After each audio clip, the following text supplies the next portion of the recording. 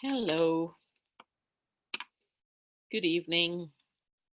Um, there was a time when I would have started this saying good night and then realized that that was wrong. In any case, I'm doing things a little bit differently this time. The last time I had prepared a presentation and I had slides and it was much more formal. But that is, I feel in a certain way that that's constricting, and so I'm just going to let it flow, which is what I normally do when I'm coaching and I'm recording videos. And so I'm just going to invoke the spirits who have moved me to start doing these webinars regularly and share with you some of the insights that I have had over the past couple of weeks about how um, our money story is so intertwined with so many other things that go on in our lives. And I'm taking me as an example so that you get a sense of what I'm talking about. Okay, so in my first webinar, I took you through the money map, and I told you about Margaret Lynch and how she had discovered that when we're talking about money, we have 5 different ways in which we can look at money, and our reaction to each of those is a little bit different. So we talk about debt, we talk about savings, and we talk about income. We talk about our income goals, which is typically not the same as our income. And then we also talked about toxic money, which is typically money that you're getting from a toxic relationship. The toxicity is really associated with the relationship that you have with the person or entity that you're getting money from. Um, and I wanted to focus a little bit today on I've been working with the debt, and I've been working with 2 aspects of money in my life. Okay, so I've been working with um, with a credit card debt, and also with um, money that is supposed to come into me that has not come into me. And so there seems to be both um, a gap in me receiving, feeling feeling worthy of receiving, and allowing it in, as well as there is a lot of guilt and difficulty associated with this credit card debt, which every time I um, pay off, something else happens. This is something that I talked about in the introduction, in the webinar introduction, where I said that every time you feel as if you're on a hamster wheel, where every time you think you've got to a stable place, something happens, and you go back to um, your original place.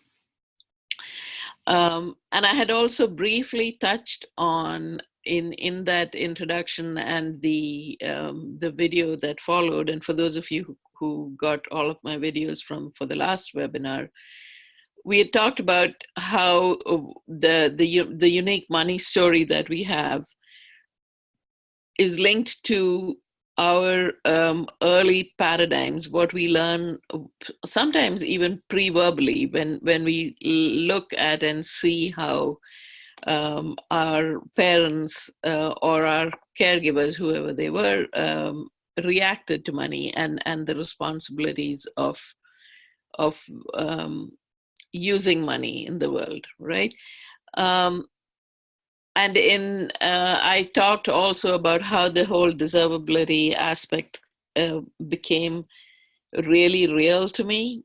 And so before I go more into that, I want to take a few minutes to just describe how you explore these patterns. What is the visualization? What is the technique through which you learn to open up this book that tells you the story of your money paradigm?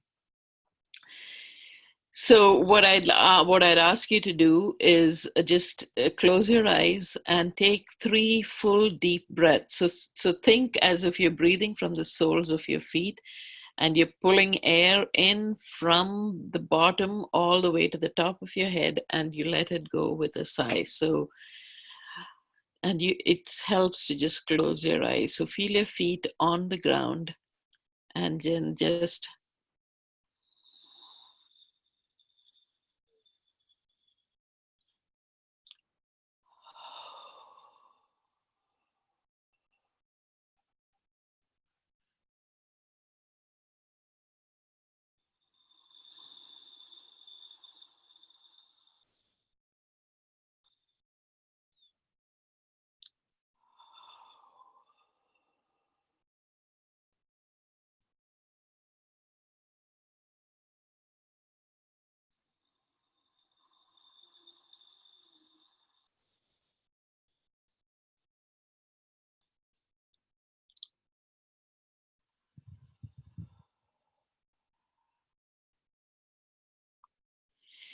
as your breath goes back to its normal rhythm,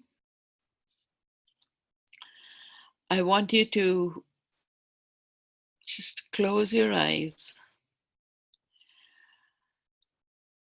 and I want you to either, you know, we are traveling back in time, and this can be done in a couple of ways. You can actually try to remember and of an event when you were really little. We want you to be in the house that you think of when you think of yourself as a little child. And it can be, you can either think of yourself as painting a picture of that time in your life. You can actually, if you have a memory of it, you can bring that memory up. It might be that you feel that you're remembering an old photograph. It doesn't matter. We want you to feel as if you were in that time. And when you do that and see yourself as if you're kind of in the hallway of this house, or at the door of this house that you remember being in when you were a child, somewhere between 3 and 5 years old. Just get a really clear picture. And a way to do that is to, first of all, look in front of you and see what you're seeing. So if you see a door, or if you see a gate or a yard, really pay attention to what the colors are, what is around you, and then become aware of you, the person, the little you, the young 3 to 5-year-old you. Look at your feet.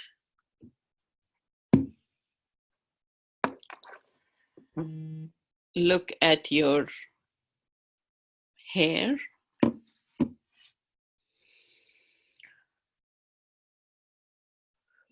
Look at what you're wearing. What colors are you wearing? Is there anything on your feet? How is your hair? Is it combed?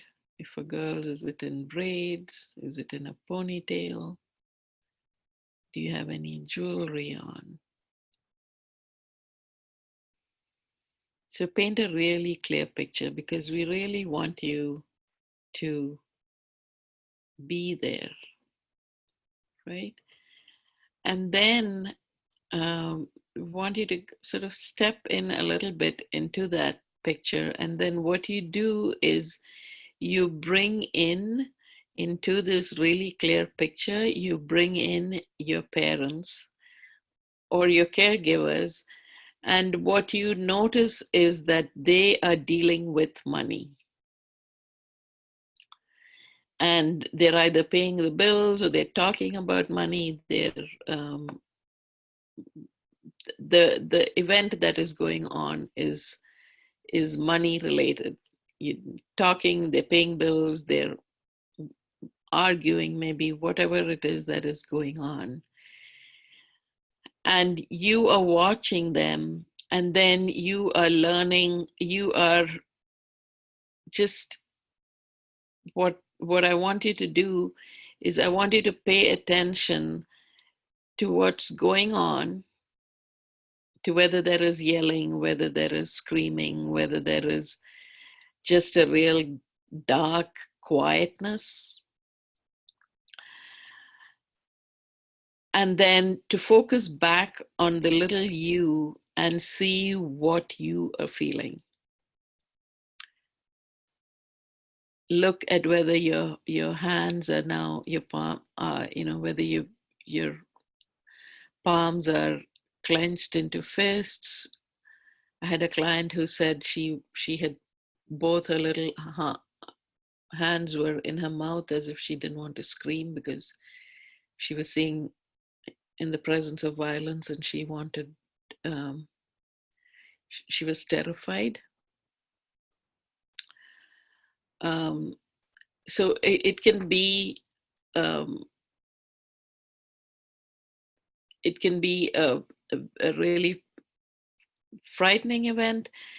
On the other hand, it can also be just the fear that comes from complete silence, because there is a sense that it is not safe to talk about money, that if you talk about money, something will happen. So what the thing to become aware of when you do this visualization is, what is the first image that comes into your mind?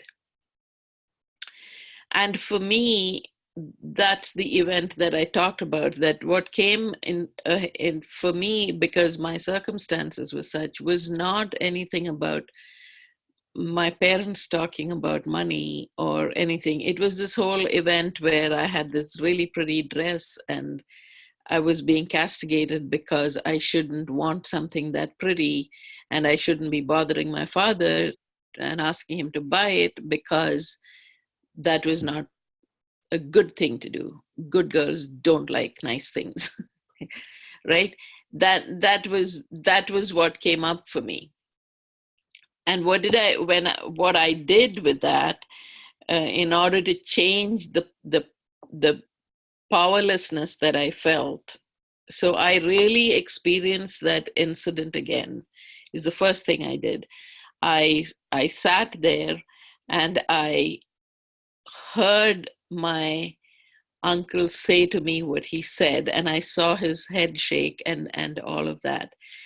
And what I needed to do was go from being powerless in that situation to gaining my power back, to understanding that I deserve nice things, to to be able to teach that little child that that this idea that good girls don't like nice things is wrong. And so what I did was I saw myself standing there. Instead of this crushed little child, I saw her puff her chest out. I saw her stand with her, kind of in a Wonder Woman stance, and yell at my uncle. And I tapped while I did that. So I said, who are you to tell me that I do not deserve things from my mother? Who are you to tell me? I even cursed him out, and I said, "F you! This is my father's money. I deserve it. You have no right to say all these things to me." And the power of that, the power that I gained by giving that little child power, has been immense. I gained a lot from that. I gained clients. I gained the ability to recognize and ask for what I wanted. So those are some of the techniques that we use. That is one way in which we begin to learn what our early money paradigm was. So recently I've been looking at my my credit card debt, and I have been wondering about what is it about this that I'm having difficulty with completely eliminating it. So there have been times in the past when I've completely eliminated it, but then it builds back up. And I had learned as I had worked through these money paradigms, I had one of the realizations that I had when I was working with the money map was that there were ways in which I was using my relationship with money to exact punishment on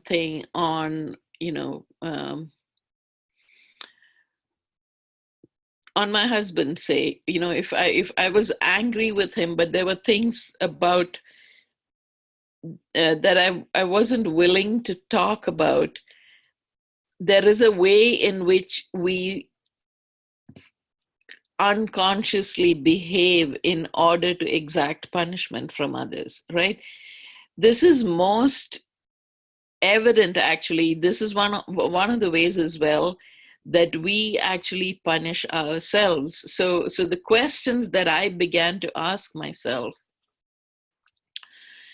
it was a very complicated unfolding of my relationship with debt, right? So there are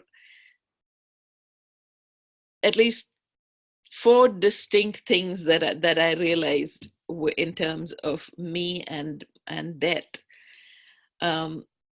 One was that I feel I worked on it over the past couple of weeks and months, so it's not as triggering now, but there is a part of me that is extremely loyal to my father. And there is a contrast between how my father thought about money and how my husband thinks about money. And there is this little child inside me who who feels very protective of my father and who wants to be really loyal, and so and does not want to be like my husband, who was critical of my father's attitude towards money, and by extension my attitude towards money. So there is that whole aspect of how I behave in ways that are more similar. And my father had debt for the longest time. Most of my growing life he had debt, and then he made a lot of money, and then he still had money when he died, but he also constantly had problems with owing money and people not giving him money, and him not wanting to ask people who owed him money the money, etc. So there is a lot in my a part of me, that my little child, who is fiercely loyal to that and continues that paradigm, because I feel not to do that is being disloyal to my father. And because of some of the arguments that I have had with my husband about this, and because of certain situations, I've been married now, it'll be 39 years this January. So you can imagine that there have been conflicts along the way. But my marriage right now is the best that it has ever been, and in no small part due to all of this work that I have done. So there is this the fierce loyalty to my father, and there is this wanting, feeling powerless in a certain sense in my marriage relationship, and wanting to exact punishment for that from my husband. So being like my father is punishment, right? It is sort of being rebellious against all of his good um, money policies. Um, and I also have to say that I am financially, I am a professional, and I earn good money, and so I'm able to be in this position where I can work through this without sort of completely disrupting everything. But so there are, so clearly that means that the reason I'm in that position is because I worked through a lot of these paradigms, and therefore therefore the income is there. What is not there yet is the money management part, and it's the money management, that my father's money management, that I am being loyal to, and and that is what is causing this kind of um, um, a revolving credit card debt. So there's that, and there is a kind of subtle way in which that's also a punishment for my husband. But then the other thing that really hit me hard was that I was also using it as a punishment. The biggest thing was it was a punishment to me, because I felt a lot of guilt about the way I had been so caught up in all of these emotions that um, and felt that I had nowhere to turn to, and therefore I was not able to put down clear rules, or even teach my kids clearly about how you use about money. And the I was terrified of talking about money, because it was a topic that it was something that was not done openly in the house, in my house. And there was always the sense of, it's bad to be demanding about money, it's bad to ask for an accounting of how you spent money. Only people who only think about money do that. If you really love someone, you don't ask them about how they're spending the money. And all of these really crazy convoluted ideas about conversations about money. And so I carried that on, and there are repercussions, right? So when you have a paradigm like that, and when you have as much influence as I do on my kids, that energy, even if the there is an energy that is carried forward, and that came home to me really clearly these past few weeks, about how much I am using my credit card debt to punish me. So essentially what the big message here is that whether you're looking at your debt, or whether you're looking at your savings, or whether you're looking at your income goal or your income, we put a lot of emotions that don't belong there on these things, right? So if I were to really look at my credit card balance and realize that what that allowed me to do was to buy services that I needed, right? Groceries, lift, things, getting my hair done, whatever, filling my car with gas, all of those things that are really necessary. It's a blessing to have the ability to use a card to do that. But instead of that, what I'm using it for is I'm using it as proof that I am loyal to my father's memory, that I'm a terrible person because I'm not a good money manager, and look at what I've not taught my children to manage money properly, and I'm such a terrible person. And so there are all of these hidden emotions that I'm attaching to it's kind of a hidden agenda that I have with, and because I have that hidden agenda with this debt, I will not get rid of it. I will not do anything that'll help me to remove that, because I haven't divorced my hidden agenda from the actual balance, right? And so what I began to do was I began to use mind body techniques, for me both meditation, prayer, and tapping, to separate everything out. So I went back to an instance in my, um, when I was really young, where I had begun to feel the need to protect my father, and that was an incident where he had been away for just a day. I was around 5 years old, and we lived in a big joint family in Bombay, and again there were all of these uncles and cousins and all of them. It was a Sunday, and I had written a letter to my father talking about how I missed him and how I love him.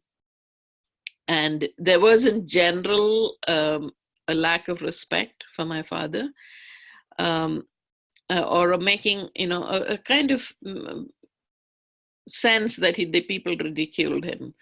And and they laughed at me because I had written that letter, and I was teased and made fun of. And not only did I feel humiliated and ashamed, but there was somehow that is the first time when I began to feel that I need to protect my father.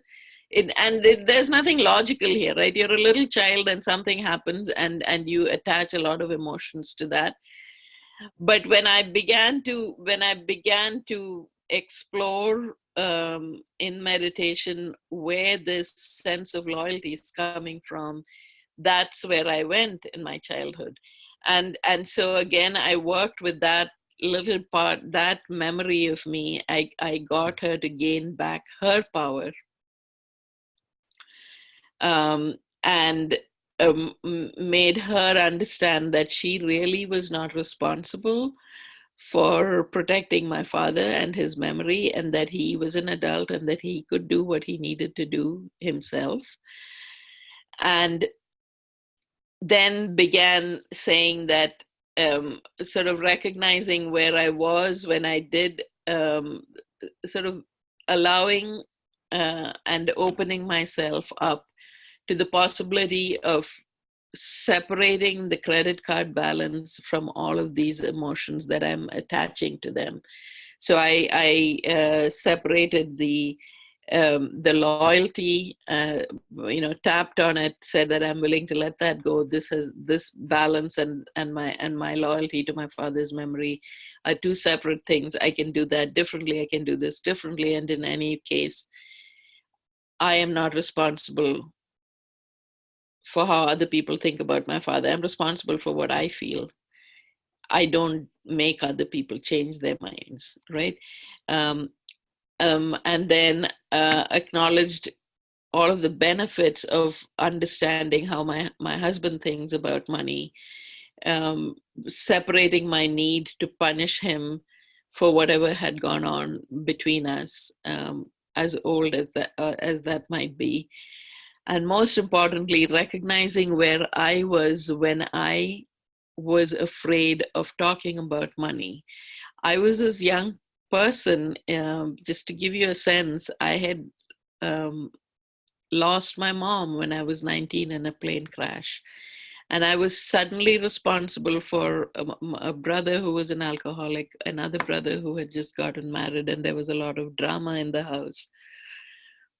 And I felt as if the entire responsibility of the family fell on me, rightly or wrongly. Again, this is none of this is logical. And then I got married in 2 years and had a baby in 9 months. And got out of the country, there was almost no time for me to catch a breath after my mom died, and sort of even clearly understand who I was and where I was and what my sense of self was. So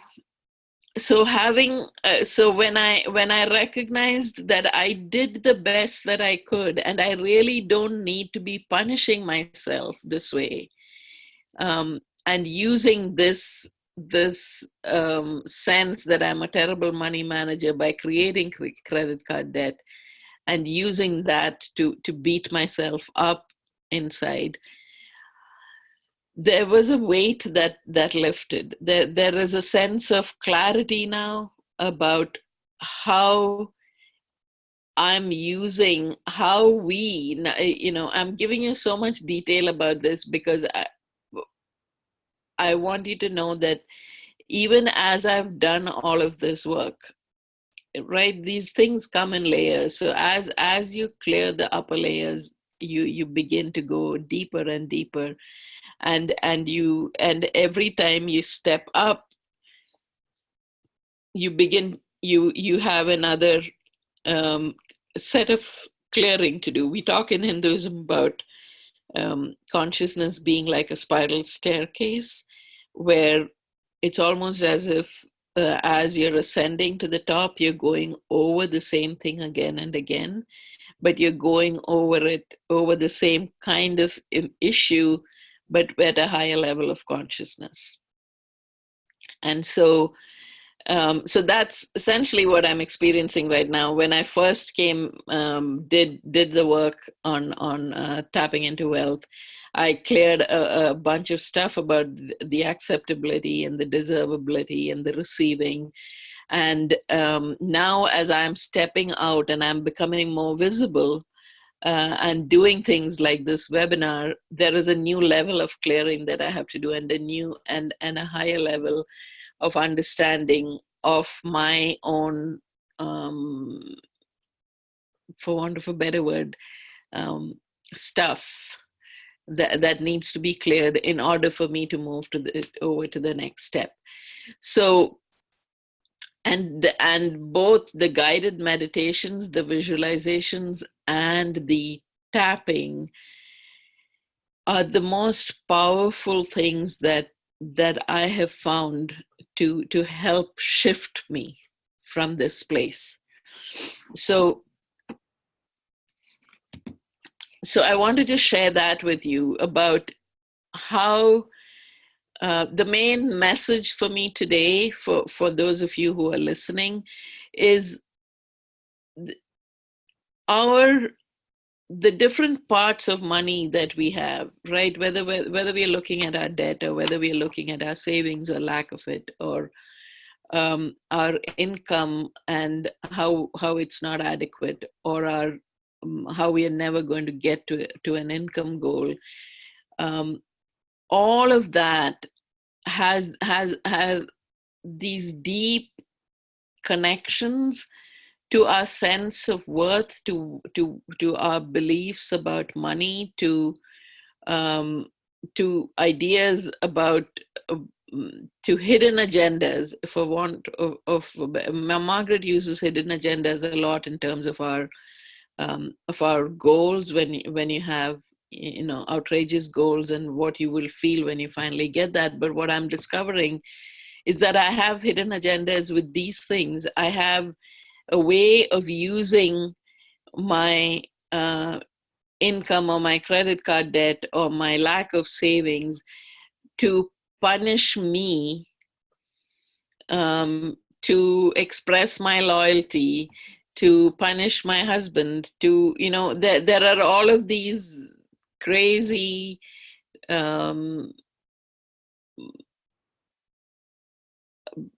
purposes that I'm using money for in my life. And I'm not an extraordinary or extraordinarily crazy person. So I know that all of us do it. And when we get clarity on it, and when we are able to change it, what then happens is that now you're in a position to actually look at the debt as it is. First of all, to really express gratitude that you are in a position to have debt, right? Because that is the universe giving you an advance, saying that it trusts you. Think about that. It's God showing you that you're being held. That's what debt is. It's saying that I've got your back. Don't worry about it. You are okay. You need this, and there is a way for you to get it. So if we stop um,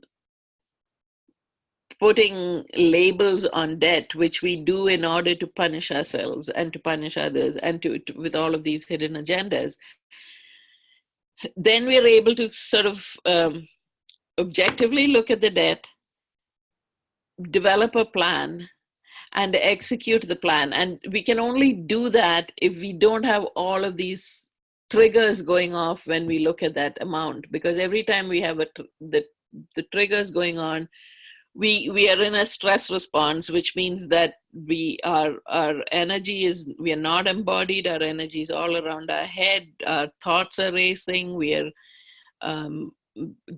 there's just no way for us to be um, grounded and objective. We are in what we all know of as the of fight or flight response, or even worse, the freeze response, where we're just stuck and we're not doing anything. And so I am extremely good at unsticking people.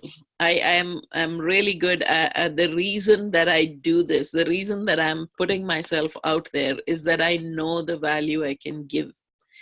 I have clients who have changed their relationships with their parents, with their significant others. I have all through working through money and understanding the underlying aspects of how we are using money to run circles around other things that we don't want to face. I have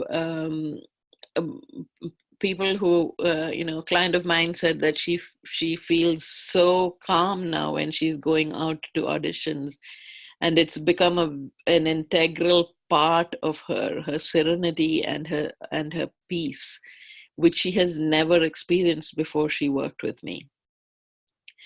There is another client who has become much more bold. She's able now to go and stand in networking meetings and talk and recognizes her value, and that translates into how she interacts with potential partners and potential clients. And so I am extremely good at this, because the reason I'm so good at it is because I know what it's like. I know what it's like to be triggered. I know what it's like to be and feel powerless. And I have learned how to become powerful through these techniques and through the grace of God. And I know that this is part of my purpose, to help those of you who feel